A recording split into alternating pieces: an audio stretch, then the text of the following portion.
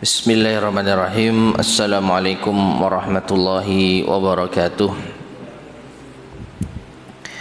Innal hamdalillah nahmaduhu wa nasta'inuhu wa nastaghfiruh wa na'udzu billahi min shururi anfusina wa min sayyiati a'malina. Man yahdihillahu fala mudilla lahu wa man yudlil fala hadiyalah. وأشهد أن لا إله إلا الله وحده لا شريك له وأشهد أن محمدا عبده ورسوله اللهم صل وسلم وبارك على نبينا محمد وعلى آله وأصحابه ومن تبعهم بإحسان إلى يوم الدين أما بعد. Ma'asyiral muslimin rahimani wa rahimakumullah. Alhamdulillah, pada kesempatan di sore hari ini kita bisa melanjutkan kembali kajian kita membahas ringkasan sirah nabawiyah, sejarah kehidupan Nabi kita Nabi Muhammad sallallahu alaihi wasallam, merujuk pada bait-bait syair yang disusun oleh Al-Imam Ibnu Abil Izz Al-Hanafi rahimahullah dengan judul Al-Urjuzah Al-Mi'iyah fi Dzikri Hali Asyrafil Bariyah. Dan kita sampai pada bait atau kita melanjutkan bait yang ke-56. Bait yang ke-56. Qala an-nazimu rahimahullah. An-nazim Al-Imam Ibnu Abil Izz Al-Hanafi rahimahullah berkata, "Thumma bani Quraidatin wa fihima khulfun wa fi dzatir riqa'i ullima." Kemudian perang Bani Quraidah, dan di dalam keduanya ada khilaf, yaitu perang Ahzab dan perang Bani Quraidah. Ada khilaf di kalangan para ulama kapan terjadinya. Yang masyhur adalah terjadi pada tahun ke-5 Hijriah, perang Ahzab atau perang Khandaq, dan juga perang Bani Quraidah. Namun An-Nazim Imam Ibnu Abil Izz Al-Hanafi rahimahullah lebih menguatkan perang ini terjadi pada tahun ke-4 Hijriah. Jadi perang Khandaq atau perang Ahzab dan perang Bani Quraidah menurut An-Nazim rahimahullah itu terjadi pada tahun ke-4 Hijriah. Dan beliau telah mengisyaratkan adanya khilaf tentang hal ini. Ya, wa fihima khulfun wa fi dzatir riqa'i ullima. Dan saat perang dzatir riqa' ullima, diajarkan kepada Nabi. Lanjut bait berikutnya, kaifa salatul khaufi wal qasru numiya atau numi wa ayatul hijabit wat tayammumi. Pada perang Dzatir Riqa' diajarkan kepada Nabi sallallahu alaihi wasallam bagaimana tata cara salat al-khauf dan juga qasar, meringkas salat menjadi 2 rakaat. Salat yang 4 rakaat menjadi 2 rakaat. Numiya itu diriwayatkan dari beliau, wa ayatul hijabi wat tayammumi, ayat tentang hijab dan tayamum. Taib, ini adalah 2 bait yang insyaallah akan menjadi pembahasan kita di sore hari ini. Dimulai dari lanjutan bait yang ke-65 tentang perang Dzatur Riqa'. perang Dzatur Riqa. Di sini kita akan bacakan syarah dari Syekh Abdul Razak hafizahullah taala tentang bait ini. Berkata Asy-Syarih, yaitu Syekh Abdul Razak bin Abdul Muhsin Al-Abbad Al-Badr hafizahumullah, wa fi Dzatir Riqa, dan di dalam Dzatir Riqa, ai fi ghazwati Dzatir Riqa, yaitu pada perang Dzatir Riqa. Wa kanat qabla Najdin, dan ini terjadi sebelum Najd, liqitali Bani Muharib wa Bani Tha'labah min Ghatafan, yaitu untuk memerangi Bani Muharib dan Bani Tha'labah dari Ghatafan. Wa fi sababi tasmiyatiha bidzatir riqa aqwalun, dan sebab penamaan perang ini dengan Dzatir Riqa itu ada beberapa pendapat. Ya, ada beberapa pendapat sebab dinamakannya perang ini dengan perang Dzatur Riqa. Min aqwaha, di antara pendapat yang terkuat, annaha summiyat bidzalik, bahwasanya perang ini dinamakan dengan Dzatur Riqa li'annahum kanu yarbituna arjulahum bil khiraqi, karena mereka para sahabat yang berperang saat itu mengikat kaki-kaki mereka dengan kain perca, dengan kain. Min syiddatil har, karena saking panasnya kondisi tanah saat itu. Yadullu lidzalik, yang menunjukkan hal demikian itu ma jaa fis sahihain, apa yang ada di dalam sahihain, yaitu Bukhari dan Muslim, min hadithi Abi Burdah an Abi Musa radhiyallahu anhuma, dari hadisnya Abu Burdah dari sahabat Abu Musa Al-Asy'ari radhiyallahu anhuma, qal, ia berkata, kharajna ma'a Rasulillah sallallahu alaihi wasallam fi ghazatin, kami keluar bersama Rasulullah sallallahu alaihi wasallam untuk berperang. Wa nahnu sittatu nafarin, dan kami berjumlah 6 orang, bainana ba'irun na'taqibuhu, kita berjumlah 6 orang yang hanya memiliki 1 ekor unta yang kita naiki secara bergantian. Ya, ceng 6, gonceng 6, tapi bukan seperti itu, nggak mungkin ceng 6, ya, minimal maksimal mungkin ceng lu, gonceng 3, untanya 1, penumpangnya 6, mustahil unta 1 dinaiki semua orang, sehingga yang terjadi apa? Gantian.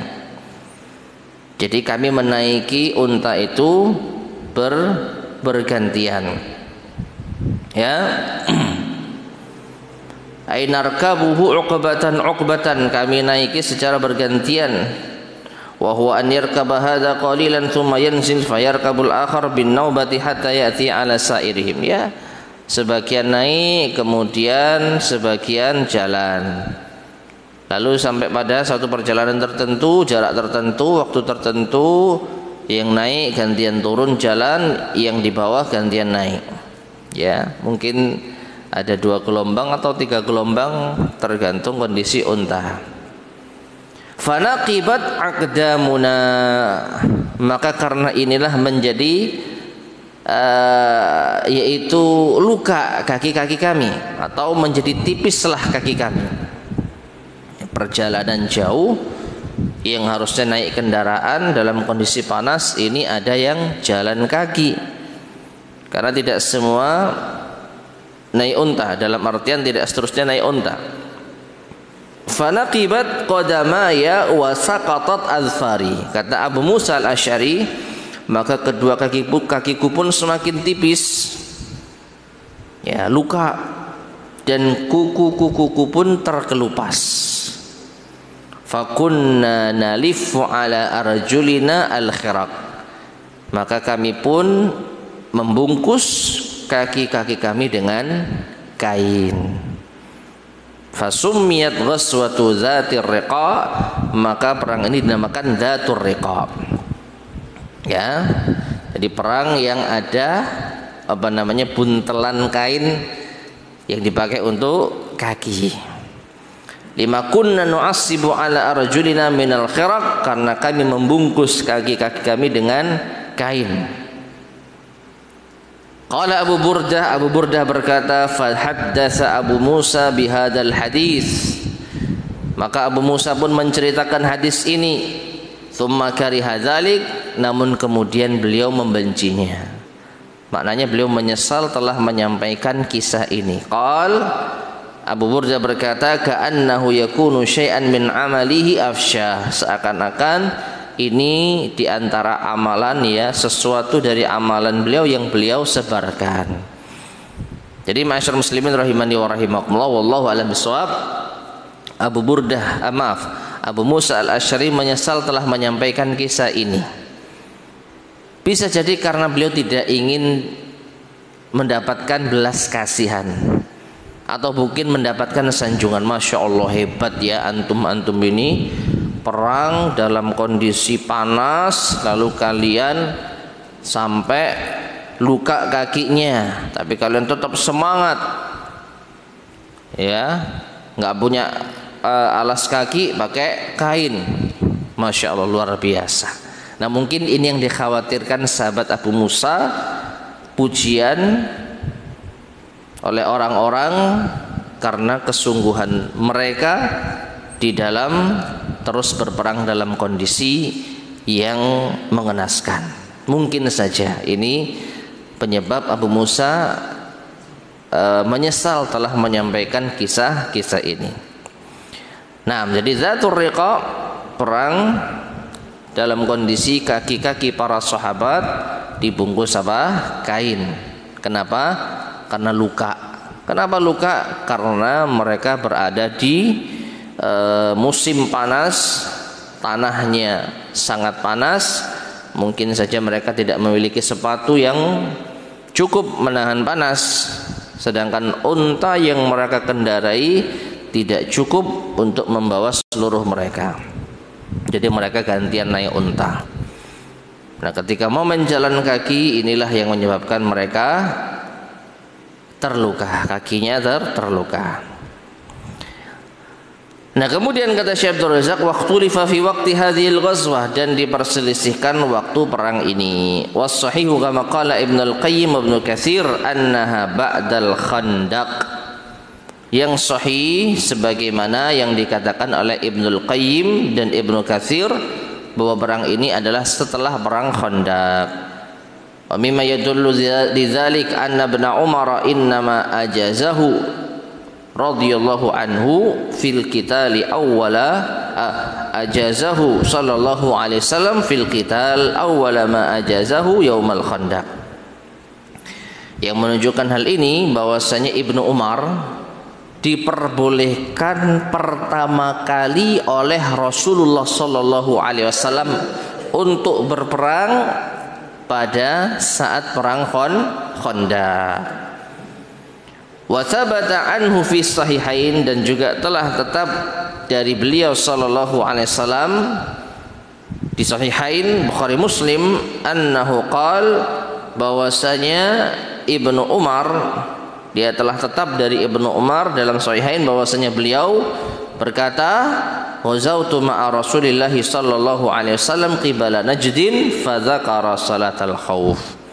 Kami berperang, atau aku berperang bersama Rasulullah sallallahu alaihi wasallam menuju Najd, lalu beliau menyebutkan salat al-khauf.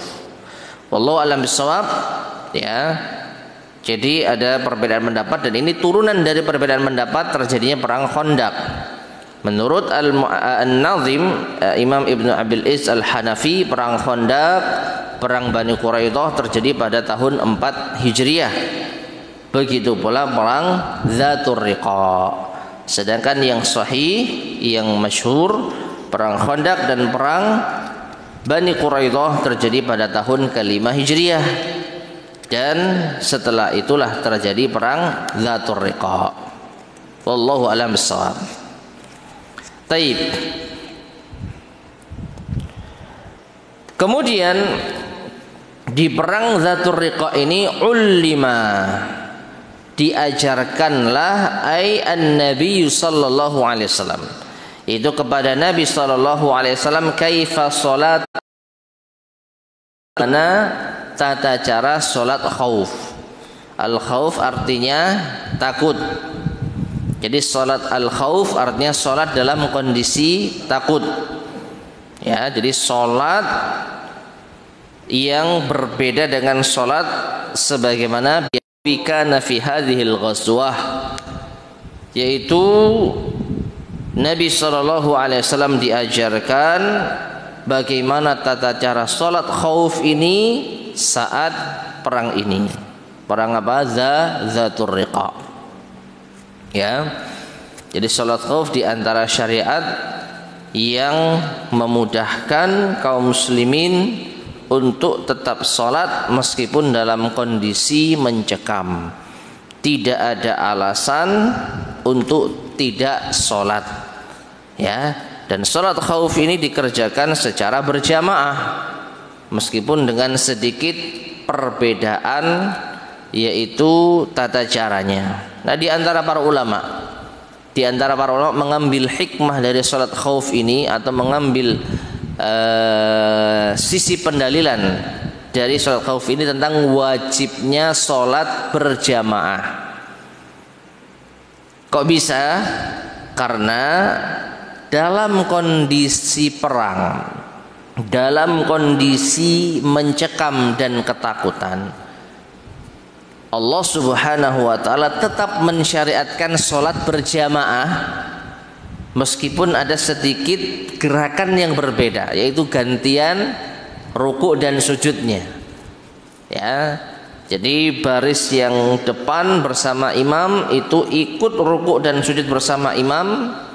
Baris yang belakang tetap memegang senjata sambil yaitu waspada kalau ada serangan.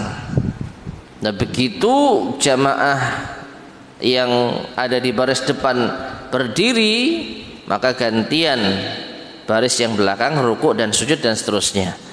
Ada dalam kitab fikih yang nanti mungkin bisa dipelajari ya. Nah, intinya dalam kondisi mencekam Allah tetap mensyariatkan sholat berjamaah. Maka apalagi dalam kondisi aman. Apalagi dalam kondisi aman. Ya. Nah, ini menunjukkan sekali lagi pendapat yang lebih sahih, menunjukkan bahwasanya sholat jamaah itu bagi laki-laki hukumnya apa? Wajib. Taib.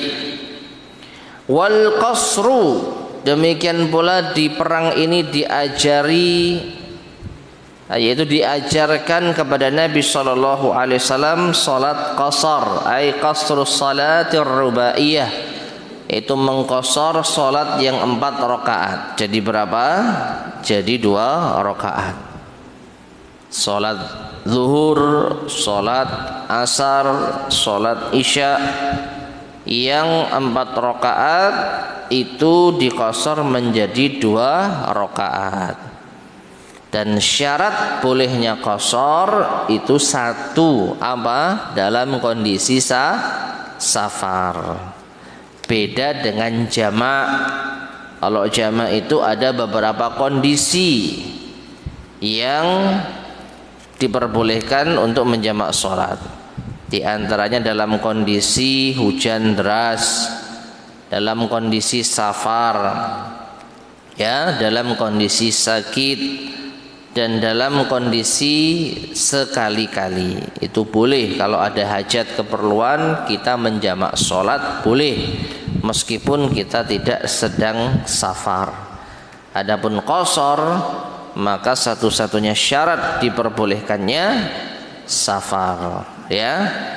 Taib. Dan safar dan jamak dan qasar itu tidak identik, tidak harus bersamaan. Kadangkala jamak saja tanpa qasar, kadangkala qashar saja tanpa jamak, kadangkala jamak dan qashar. Ya, kadangkala jamak dan qashar. Jamak saja gimana berarti? Gimana berarti mau menjamak sholat? Jamak saja nggak pakai qashar. Berarti sholat zuhur dan asar misalnya gimana? Zuhur 4 rakaat salam, lanjut asar 4 rakaat salam. Itu jamak saja. Kalau qashar saja, sholat zuhur 2 rakaat pada waktunya, nanti sholat asar 2 rakaat pada waktunya. Kalau jamak qashar, sholat zuhur 2 rakaat, lanjut sholat asar 2 rakaat. Nah, taib. Kemudian wanumiya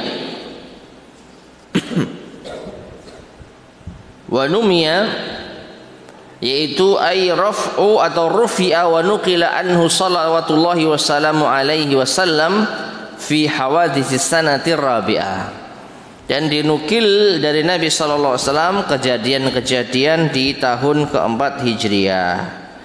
Ya. Qala Ibnu al-Athir berkata, wa qila inna fiha ya'ni sanata rabi'ata qasuratis salatu atau kusiratis salatu, yaitu bahwasanya di tahun keempat Hijriah inilah diajarkan yaitu salat mengqashar salat atau qashar salat.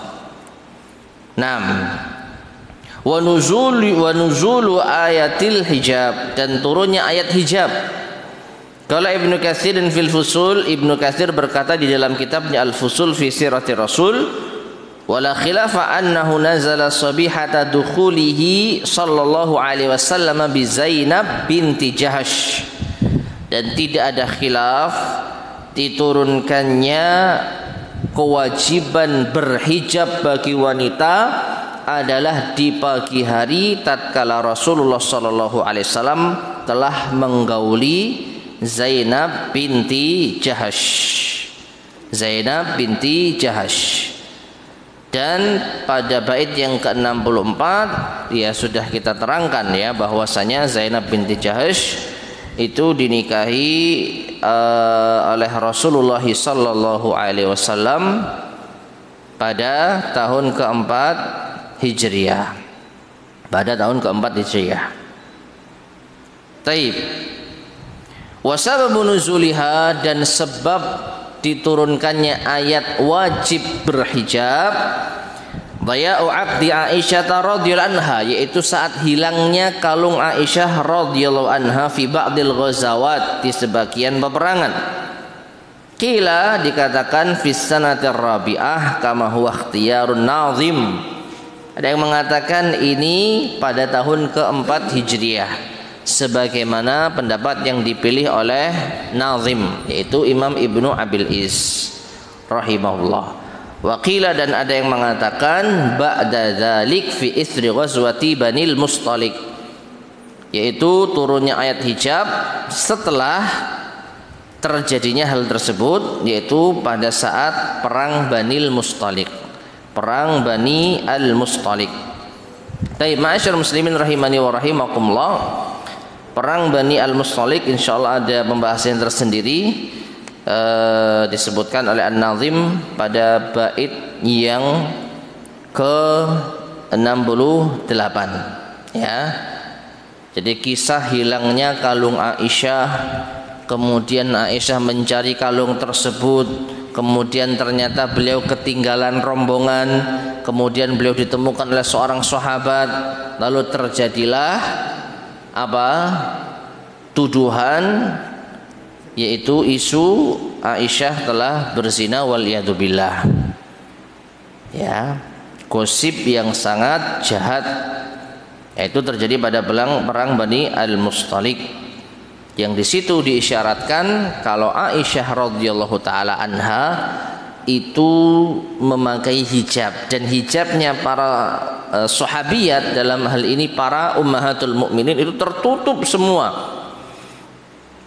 Jadi mereka menutup wajah-wajah mereka.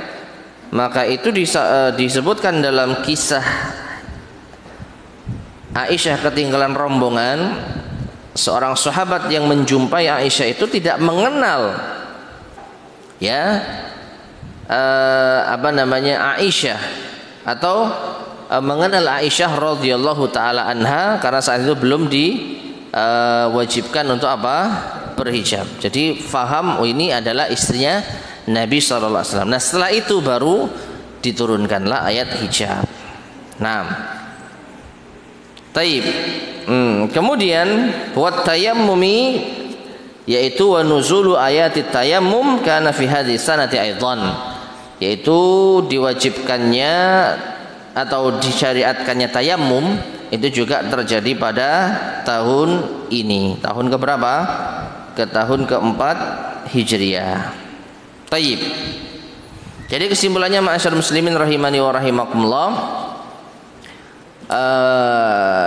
dengan mengikuti pendapat, anggaplah mengikuti pendapat dari An-Nazim Imam Ibn Abil Is, bahwa perang Khandaq, perang Bani Quraidah terjadi pada tahun keempat Hijriah. Demikian pula yaitu perang Dzatur Riqa, demikian pula diwajibkannya salat qasar, disyariatkannya salat khauf, kemudian ayat hijab, ayat tayammum, dan juga di bait yang ke-67 ini bagian terakhir kisah-kisah yang terjadi di tahun keempat Hijriah. Sedikit catatan ma'asyar muslimin rahimani wa rahimakumullah, selain dari perang Bani Quraidah dan perang Ahzab atau perang Khandaq dan perang Dzatur Riqa, maka insyaallah pendapat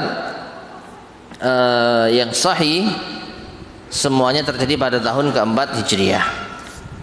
Ya, menikahnya Nabi dengan Zainab binti Jahash, kemudian Badar yang dijanjikan, ya, kemudian perang Bani Nadir, kemudian wafatnya Zainab, nikahnya Nabi dengan Ummu Salamah, ini terjadi pada tahun keempat Hijriah.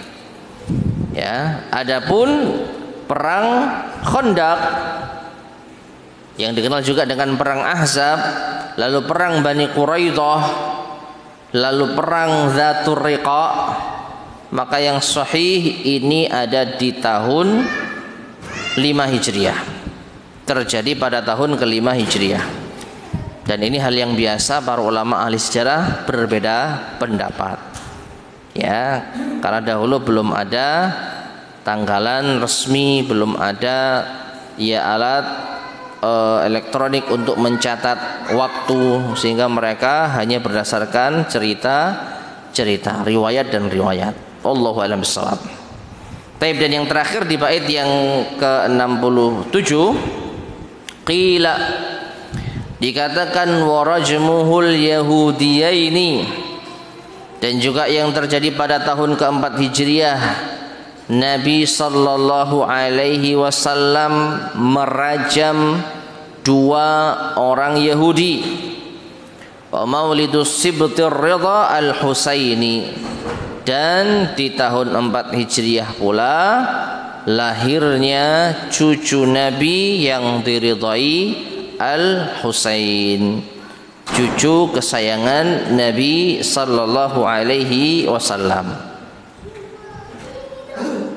Taib, ma'asyar muslimin rahimani wa rahimakumullah,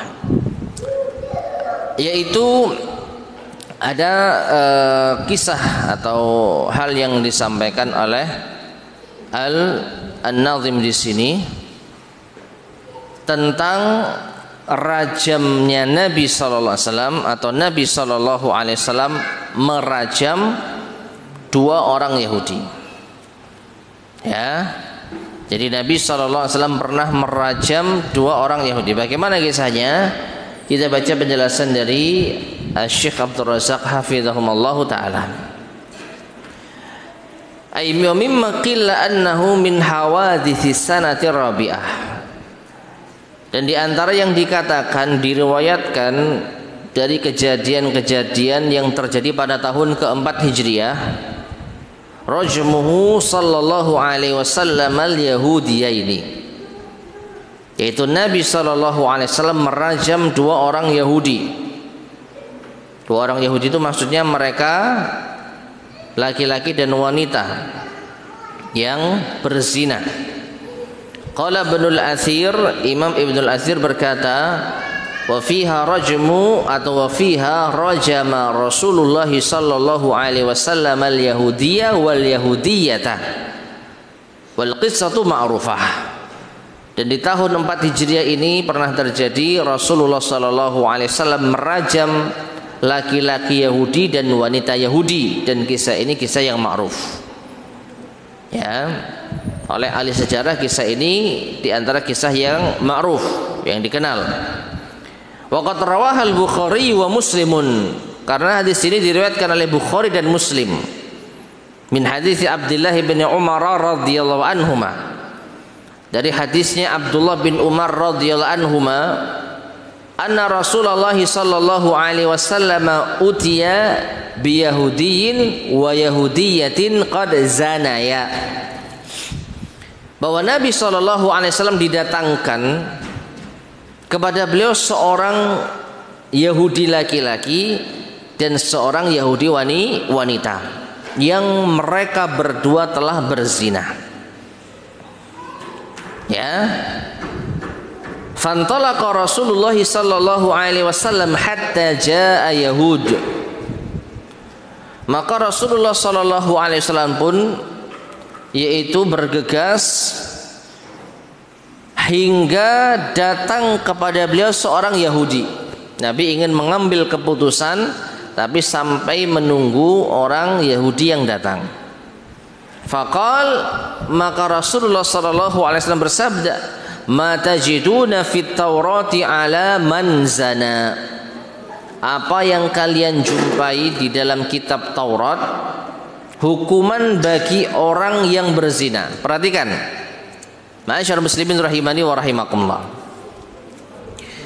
kisah ini ya, orang Yahudi datang atau sedang bermasalah. Jadi ada kasus Yahudi laki-laki dan Yahudi wanita berzina.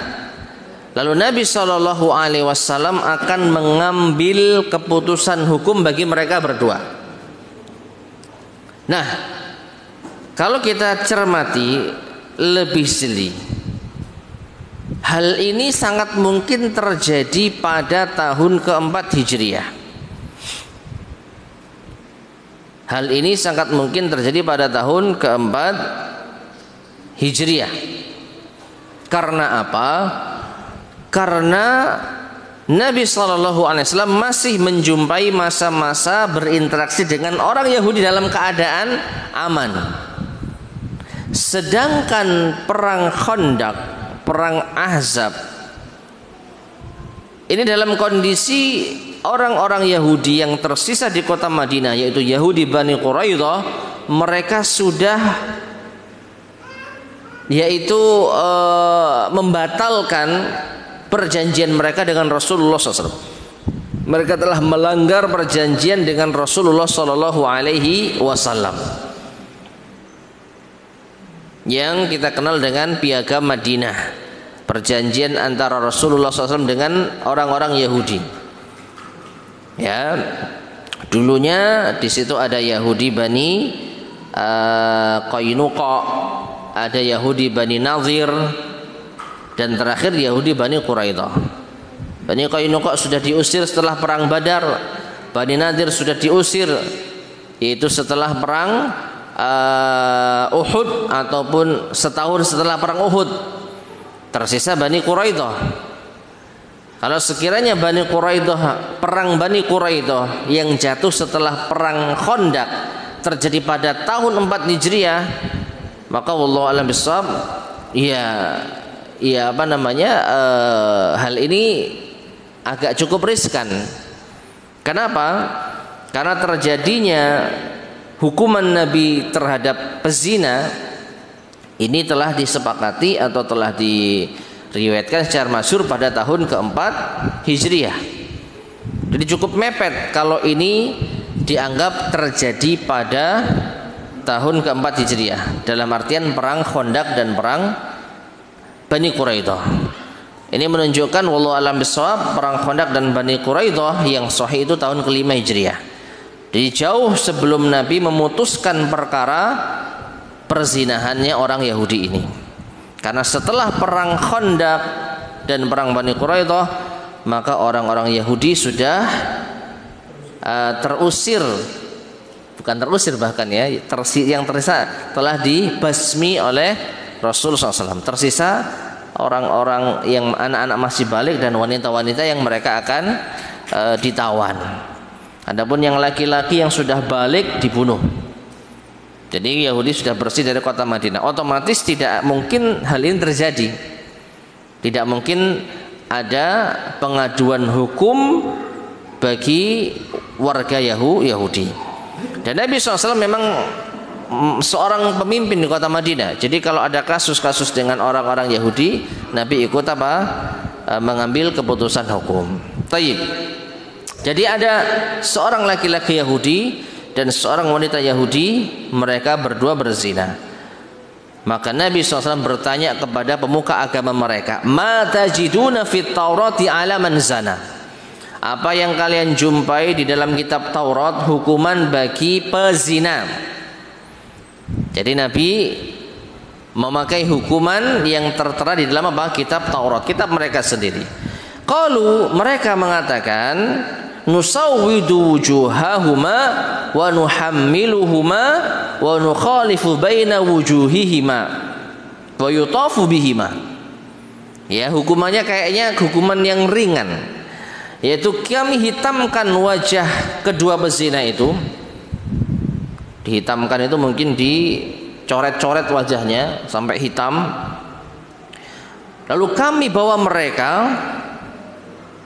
ya, kami bawa mereka dan kami selisihkan wajah-wajah mereka. Wallahu alam, mungkin singkur-singkuran ya. Yang satu menghadap ke barat, yang satu menghadap ke timur. Diikat dalam kondisi saling berlawanan arah, bukan hadap-hadapan. Ya, hadap-hadapan lah enak lah. Ya, saling membelakangi. Kemudian wa yutafu bihima, lalu kami ajak keliling, kami arak. Ini hukuman yang wallahu alam nampaknya ringan, cuman digitukan. Wajahnya dicoret-coret, lalu diikat, saling membelakangi, lalu diajak keliling supaya orang-orang melihat ini loh hukuman bagi pezina. Nah, qala, maka setelah mendengar pengakuan dari orang Yahudi hukuman bagi pezina di Taurat seperti ini, Rasulullah SAW berkata, fa'tu bit Taurati in kuntum shadiqin. Datangkan kepadaku kitab Taurat jika kalian jujur seperti itu hukuman yang berlaku. Faja'u biha faqara'uha. Maka mereka mendatangkan kitab Taurat dan mereka membacanya. Namun hatta idza marru bi ayatir rajm, ketika sampai pada ayat rajam, wada'al fatal ladzi yaqra'u yadahu ala ayatir rajm. Maka pemuda yang membaca Taurat ini meletakkan tangannya untuk menutupi ayat rajam. Ya, jadi dibaca tapi ayat rajamnya ditutupi. Ya mungkin pakai jempol atau apa gimana. Nah ini loh, ya, hukuman bagi pezina adalah dicoret-coret wajahnya. Kemudian ini anggaplah baca kitab Taurat ya.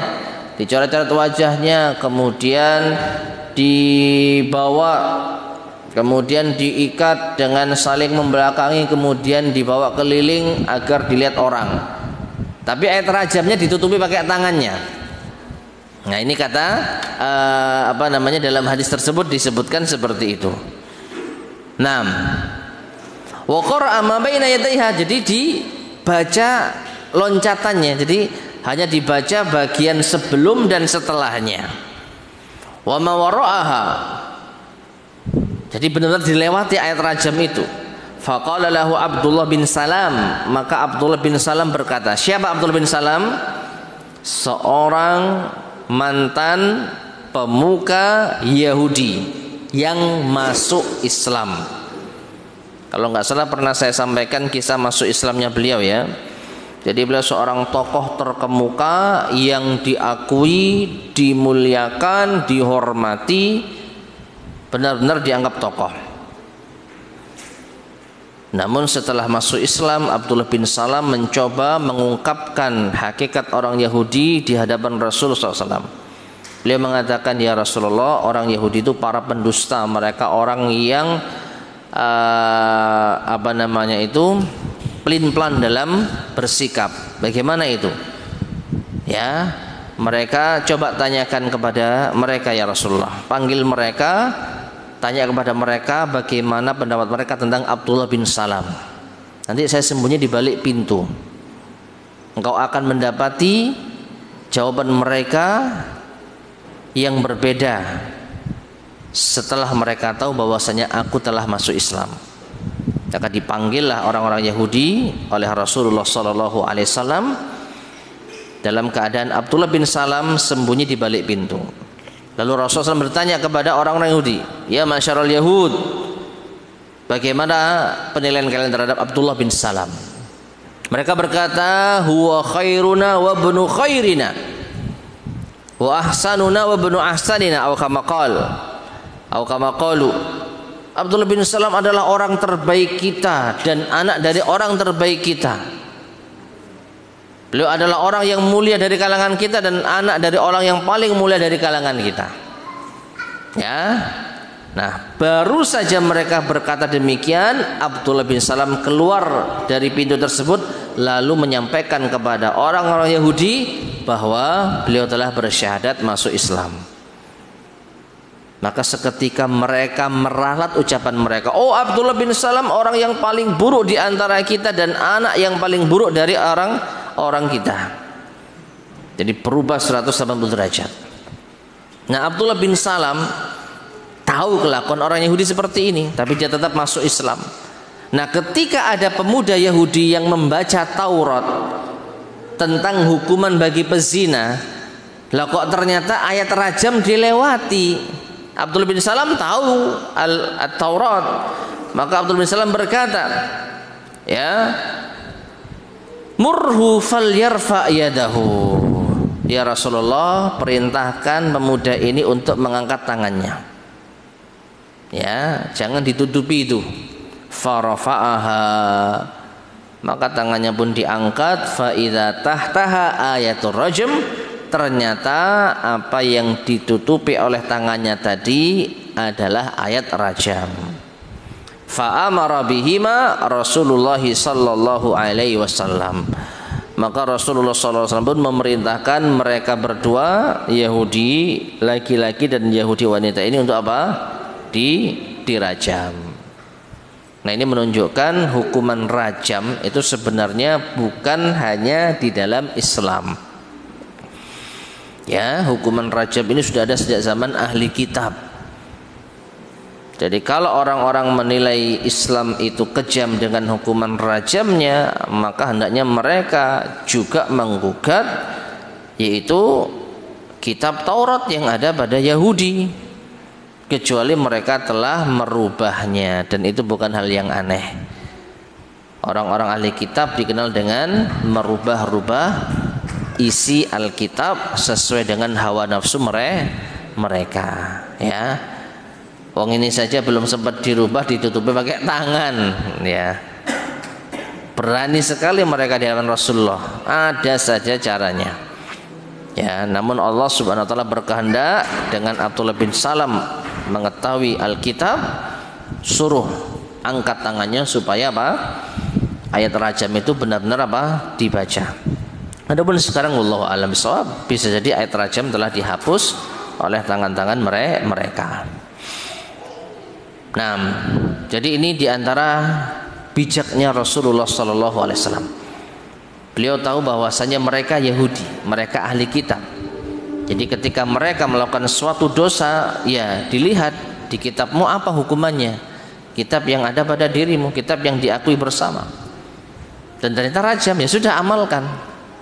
Ya, sesimpel itu. Taib. Kemudian Termasuk di antara kejadian di tahun keempat Hijriah, wa maulidus sibtir ridha al-Husain, lahirnya cucu beliau yang tersayang Al-Husain. Ya, Al-Husain. Berkata Al-Hafidz Ibnu Hajar rahimahullah fi Kitab Al-Isabah, Al-Husain bin Ali bin Abi Talib ibn Abdul Muttalib ibn Hashim bin Abdi Manaf Al-Hashimi. Husain bin Ali bin Abi Talib bin Abdul Muttalib bin Hashim bin Abdi Manaf Al-Hashimi, Abu Abdillah. Kunyahnya Husain, Abu Abdillah. Sibtu Rasulillah sallallahu alaihi wasallam wa raihanatuhu. Beliau adalah cucu Rasulullah sallallahu alaihi wasallam yang tersayang.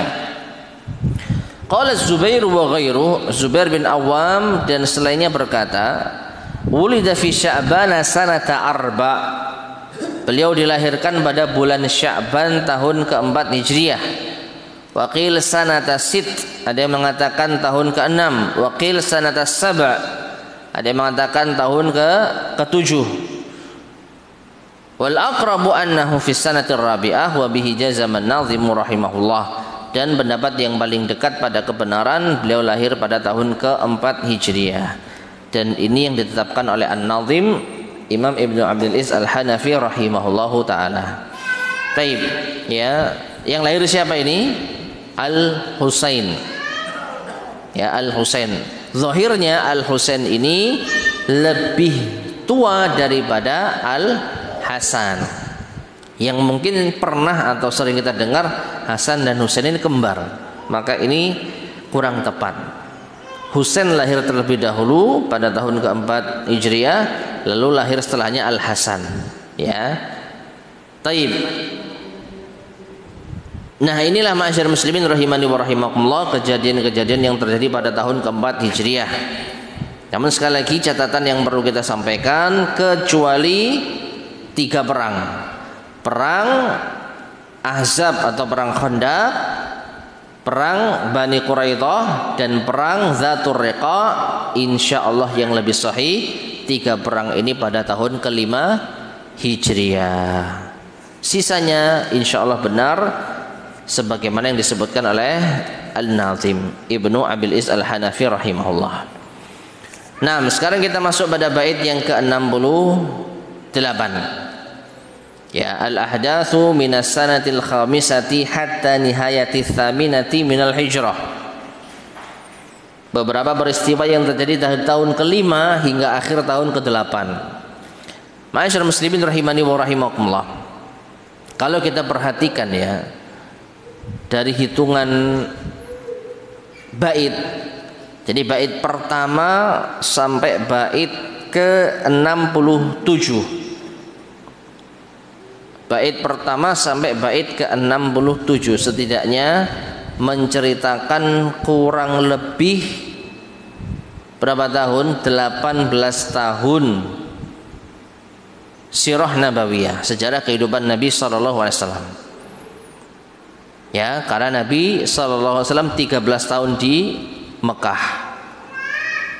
Plus sampai pada bait ke-67 yang terakhir tadi 4 tahun di kota Madinah. Ya, 4 tahun ya, berarti berapa tahun? 17. Ya. Jadi dari bait pertama sampai bait ke-67 itu kisah 17 tahun Nabi sallallahu alaihi wasallam. Sejak lahir lebih ya berarti Pak. Salah. Bukan 17 tahun. 17 tahun itu sejak masa kenabian, sedangkan sirah Nabi sejak Nabi lahir. Berarti berapa tahun itu? Beliau 40 tahun diangkat menjadi Nabi.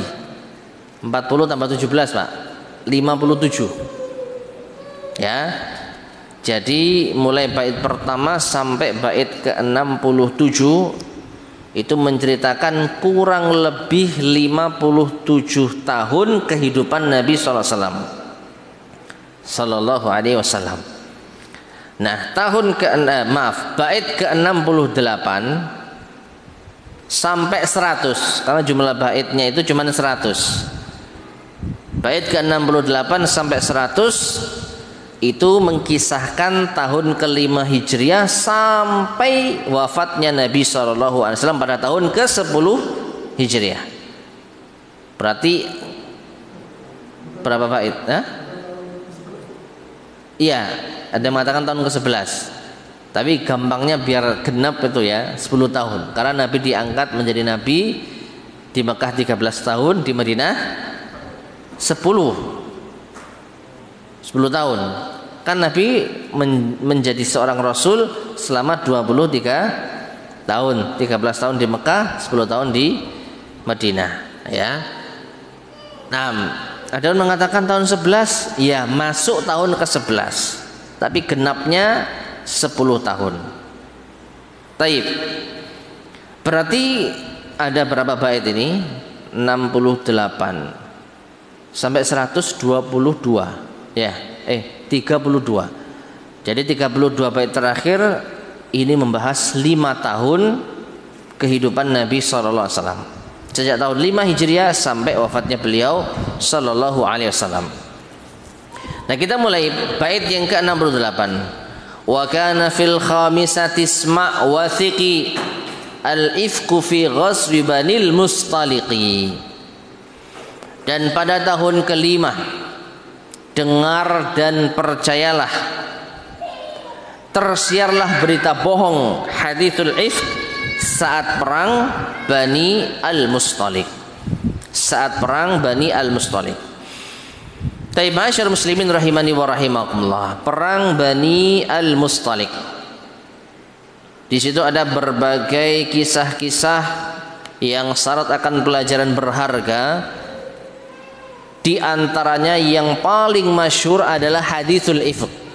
Sampai-sampai kisah perang ini kalah pamornya, ya, kalah viralnya dibandingkan dengan apa yang terjadi di sela-sela perang itu, yaitu hadithul ifk, yaitu cerita dusta tentang tuduhan Aisyah berzina. Nah, mungkin akan kita bacakan tentang kisah itu secara lengkap, namun setidaknya kita bahas dulu perang Bani Al-Mustaliq terlebih dahulu, perang Bani Al-Mustaliq. Naam, ay fi sanatil khamisati waqa'at hadithatul ifki alladhi rumiyat bihi ummul mu'minina Aisyah radhiyallahu anha. Di tahun kelima inilah terjadi tuduhan dusta terhadap ummul mukminin Aisyah radhiyallahu ta'ala anha. Wa anzalallahu subhanahu wa ta'ala bara'ataha minhu fi ayatin tutla fi kitabillah. Dan Allah menurunkan, yaitu berlepas dirinya Aisyah dari tuduhan tersebut di dalam ayat yang dibaca di dalam kitabullah. Sampai sekarang kita baca ayatnya. Insyaallah akan kita sampaikan pada saatnya biidznillah subhanahu wa ta'ala. 6.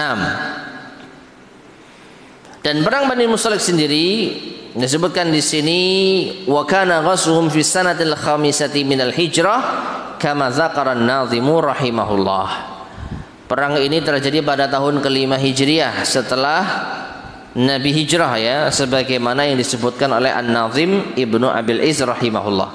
Wa qila fi sadisa, ada yang mengatakan pada tahun 6 Hijriah. Lagi-lagi ada sedikit perbedaan pendapat di kalangan para ulama antara tahun keberapa, 5 atau 6 Hijriah. Adapun Banul Mustaliq, Al-Mustaliq hum batnun min Bani Khuza'ah, yaitu salah satu anak keturunan dari Bani Khuza'ah. Wal Mustaliq jadduhum, dan Al-Mustaliq itu nama kakek mereka. Nama kakek mereka.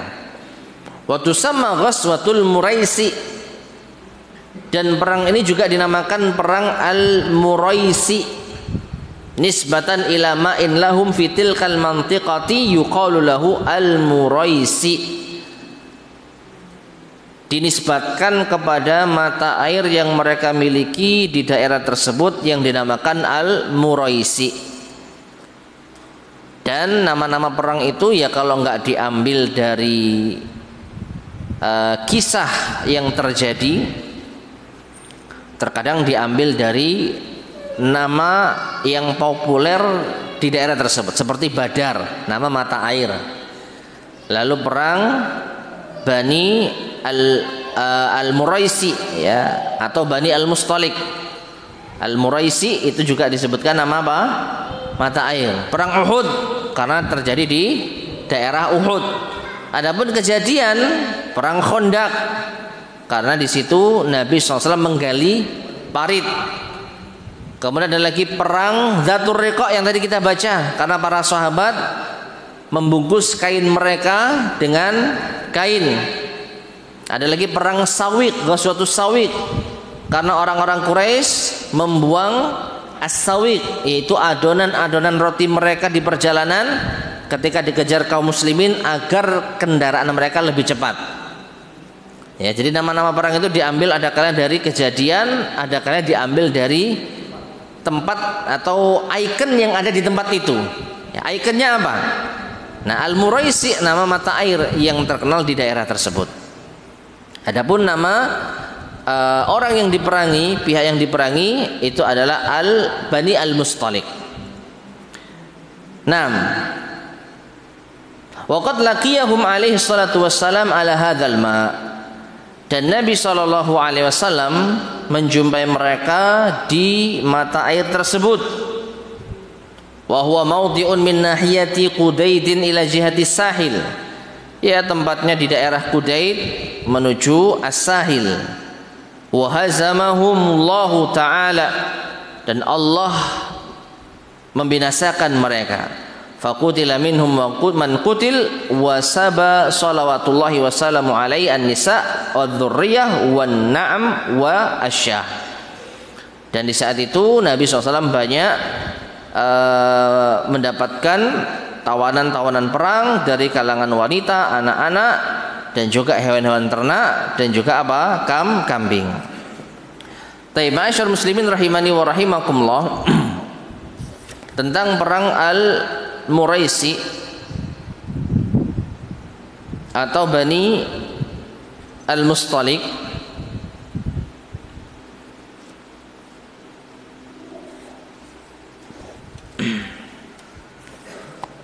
yaitu yang sahih sekali lagi, perang ini terjadi pada tahun ke-5 Hijriah.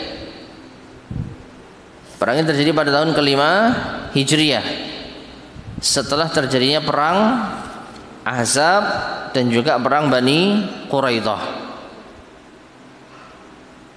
Dan di situ Nabi SAW banyak mendapatkan tawanan perangnya. Beliau SAW banyak mendapatkan yaitu tawanan perang. Di antaranya Juwairiyah bintul Harith yang nanti akan dinikahi oleh Nabi SAW. Ya, dan di antara kisah yang cukup mengagumkan akan hal ini, setelah Nabi mendapatkan tawanan perang, dan sebenarnya Juwairiyah bintul Harith ini